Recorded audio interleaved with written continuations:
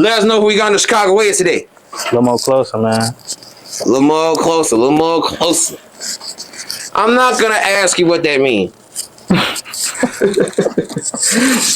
But serious note though.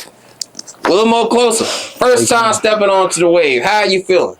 I'm feeling good, man. I'm chilling. You feel me? I'm blessed to be here. Yeah, for sure. And when I do interviews, I make sure I do my homework on people before we even get started and everything. And the beauty with you is, my homework that I did on you was straight through music. I couldn't find out one interview that you got out. And then you told me this is your first interview. So it's like, oh, shit. So now I got to make sure that with this interview, we set the record straight because I know you're going to do more in your career and everybody's going to see what I see in you. So with that being said, man, we going to get it all cracking. You could have been on DJU, 16 Channel, Premier Cartel, True Teller, Drea O, J-Main, No Jumper, Witty Apparatus, Choices to Speak, wherever you want to be, but you fuck with the wave today, and I appreciate you for that. I'm always fuck with the wave, bro. You know that. Sure. Now, when it comes down to rappers and everything, with interviews, especially their first interviews, the goal is to get to know them. See who they are as a person versus just all what they hear through music. So with you, we're gonna take it from the top a little bit. Growing up from Chicago, yes? You know that. Now, what side of the city are you from? Out west, Austin area. Much respect. See, I'm from out south, but as I started the blogging page and the interviewing platform, I've always been told that out west feels like they're overlooked because of the out south artists that came on the rise and everything. And recently, I've been interviewing a lot more out west artists, and I've been seeing more out west artists step up with the music and everything. So as of right now, out west got it on the music scene. So I'm glad to be talking with another out west artist. For sure. But like I said, I'm from out south. I didn't grow up out west, so I don't know what it's like growing up over there. So enlighten me. What was it like growing up on 290? I ain't gonna lie, it was cool as hell. Like at first, like everybody just cool as hell. You know, just outside, everybody deep as hell. But then it just got bad. Like, but you know that's how it go. Air side of the rack. Like air side ain't start out bad, bro. To my knowledge, cause my pop stayed out south, so I got years out there too. All the way in the hundreds. I done lived in the hundreds. Oh, the hundreds too? Yeah, I done lived in the hundreds for a little bit, but I can't really speak, too much. But I say for out west, most part, it's been cool growing up. Just me and my brothers and shit, my cousins. Like we all lived in one big house on Austin. Like, Austin. Yeah, Austin. That's the best neighborhood I was. Oh yeah. Wait, the best? You know, I'm gonna say that. Finally, cause like no one says the block from out west is the best side at all. Like they always talk about how growing up over there, it is a lot of hard shit going up. Like they never express how beautiful the block is out west. Yeah, cause it's like I ain't finna get on here and talk about how it's always bad. Motherfuckers always talking about that. We're gonna talk about the good, cause shit. Yeah, thank you. And I feel like we need to talk more about the good shit that goes on too, because people be trying to ignore, like downplay, like there's nothing good out here. Like out west got some raw shit. Yeah, you know that we got the all the best food and shit. I feel like Uncle Remus better than Harold, so we gonna start that off. Yeah. Let's not go there, man. Cause I will have a real debate with you about Harold's Uncle Remus. But yeah, you coming? Man, look. All right, you want to talk about this shit for real? Let's talk about it. Harold's versus Uncle Remus. Harold's got that mild sauce that's undeniable. Harold's sauce ain't even that good, bro. Harold's sauce ain't even that good. All right, man. Check this out. Every rapper from Chicago, when they go out west, they always talk. No. When they go out of town, they always talk about how they miss the Chicago food. And what's the first place they think of when it come to mind? Uncle Remus. No, Harold's. They always say Harold's. You don't hear nobody. So you ain't hear Smirk? He said. He said I come out west just for Uncle Remus. Man, look. He said I went from eating Harold's chicken to eating lobster. But it's both though, cause he from out there. So what you expect? Man, look. Which one you think he going to more? Uncle Remus. All right, besides Dirk though, who else? Everybody. If you from out west, you ain't had Uncle Remus, you a goofy. The best chicken. The best chicken in the world. I ain't gonna lie, Uncle Remus got it with the ribs. I'll say that. Ribs? I ain't never had the ribs. You ain't had the ribs? I need a 4-piece lemon pepper. You know what? As a matter of fact, when it comes down to chicken, I never tried it with the lemon pepper. I did try it with that barbecue sauce though. I'll tell you that. We going after this. We going. That's all we gonna talk about. Hey, you wanted this. You asked for it. Yeah. But on a serious note though, Uncle Remus is one of the best food spots to go to when you go out west. If you come as a tourist, if you come into Chicago, I do recommend it and I do support it. Salute to Uncle Remus. For sure. Now, what was the highlight of your childhood growing up out west? My highlight? Yeah, the highlight, like your favorite part about your childhood. I say just like being together with my cousins and shit. My brothers, like I say me personally, I used to look up to my cousins. My cousin was gangbanging and shit, but like it wasn't no shit like where I was like, all right, let me gangbang. It was like I just really liked it. I liked seeing like how his homies was like riding for him and shit. Like they'll come to the door looking for him and shit. Like your cousin, they're like, you feel me? Like I like that type of shit, like teamwork and just.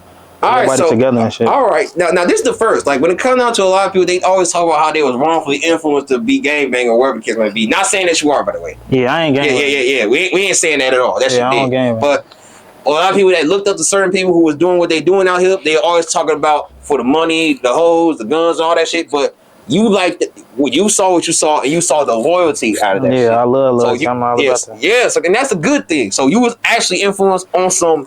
You actually learned real life lessons in here. Like loyalty is everything. Everything. And I'm finna go put that on my body. Please put. Oh, that's on the tattoo shit. You know that. Hey, tat it on your arm. That's some shit. Bro. Yeah, and that being said, throughout lifetime growing up, would you say that you experienced more loyalty than betrayal? Hell yeah.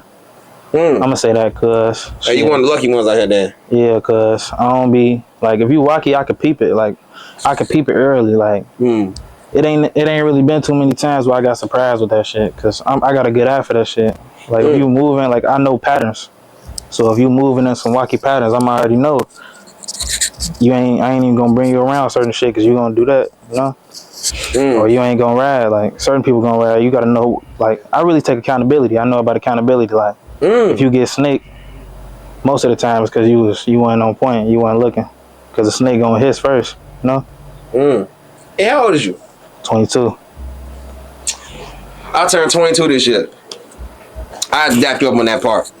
Hey, we the same age. We both got a lot of things in common as far as mentally. We both can see. We both can see the same. That's what I like about you already.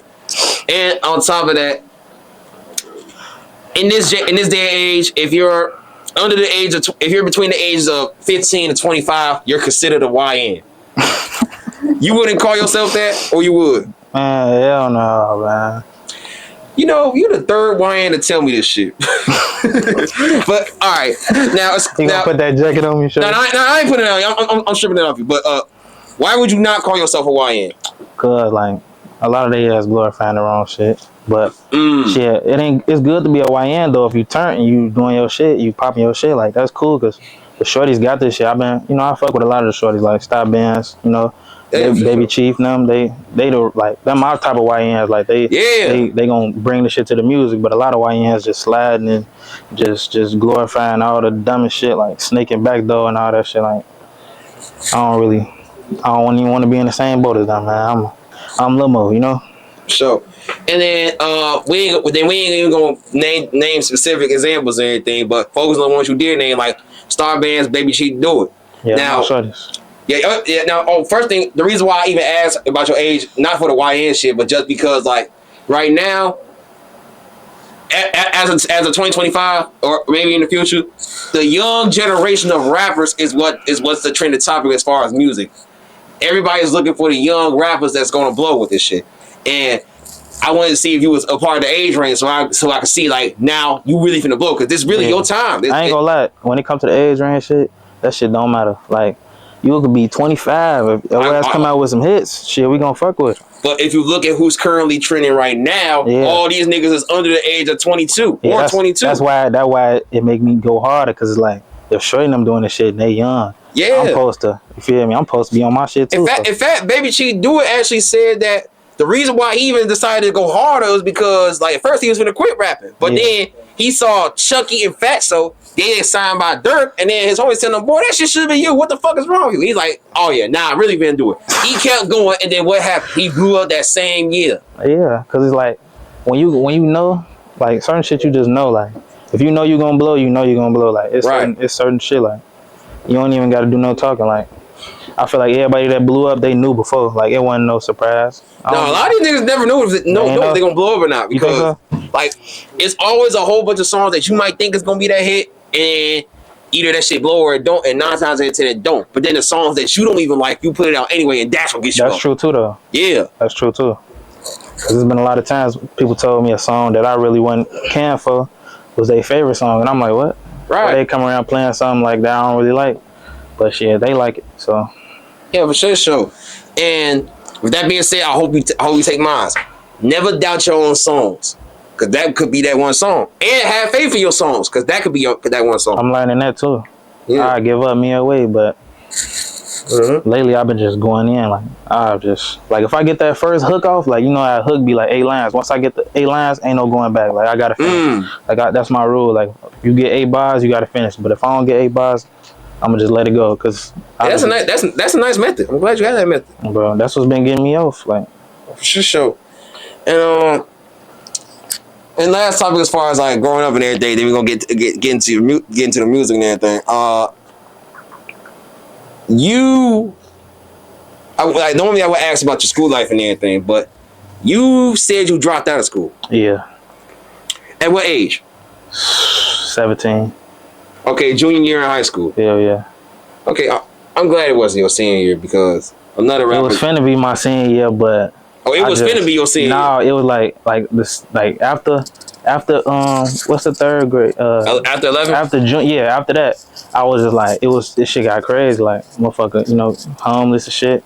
So. Nigga, you was homeless in school? Yeah, it was like, but it wasn't the average homeless. Like I had people I could live with and shit, but like as a having your own crib or like living with my parents, shit, like it was over. My mama kind of put me out. I was doing all type of crazy shit, so.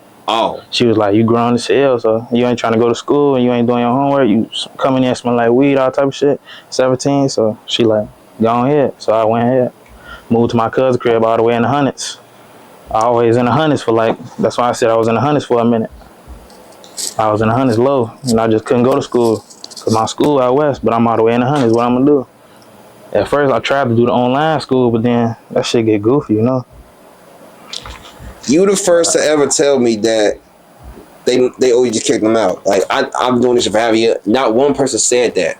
Yeah, but like looking back on it, shit, I don't put too much stress on my mama because I was doing crazy shit, like crazy, like YN, like you talking about YN? At that time, it was probably different. What? Okay, then looking at it from your mama's shoes, if you was in her shoes and you was doing that with your child, would you do the same thing she did? Nah. Hell no. Cause it's like when that type of shit happen, you go into this state like you will feel like a motherfucker hate you, but it's so much shit going on around you to the point where it's like you feel like the world hates you too. So, and I hated that feeling because I was like that shit was eating the motherfucker, you know. And you like a young boy, so when you're a young boy, and my pops wasn't already around, so it's like at that point, damn, I don't got my pops or my mama in my ear. Damn. So it's like. I'm with my cousins in the hundred, so what you gonna do? You gonna do whatever you gotta do to eat food. You ain't got no mama money no more. You ain't got no daddy money. So what you gonna do? That's how I'm being myself up, build myself up. And would you say you would have crashed out had your OG not do that? If she didn't put me out? Like, if she didn't put you out, would you think your life would be different versus how it is now? I don't know. I don't be trying to think about that shit. Cause shit, I'm blessed. I'm here now, so I be trying to worry about where I'm finna go. I don't be worrying about all that shit. Okay, so you're not wanting to stay stuck in the past. Yeah, I don't do all that. Cause what you doing? We worry about right now. I ain't gonna lie. For a lot of people, letting go of the past ain't an easy situation. So for you to be one of the few that's able to do that, I salute you for it. You still working on it though. It be times where. Yeah, but you gotta have a strong mindset to even do that though. Like like me myself, I can't let go of my past no matter how hard I try. But I still keep faith in God. I keep praying on that and everything. Yeah. Well, it really was. I ain't gonna lie. Learning how to let go of the past, I learned that from my big brother. So shout out to him. He really taught me how to. Big salute. And any final remarks you want to leave about growing up? Shit. Like advice or like? Any final remarks? Like anything you want? Any final thing that I may have not pointed out that you want to point out before we move on to the next topic? No, we cool. All right, bet. Say less. All right, bet. And now let's talk about what for shit show promised we is gonna talk about, and the reason why I'm even sitting in front of you right now. Let's talk about your fucking music. Know that. Chicago Wave, what's your message to the youth? It's a million things I could say to them, but if there's one thing that they need to know that I feel like they should know, I'm here for them.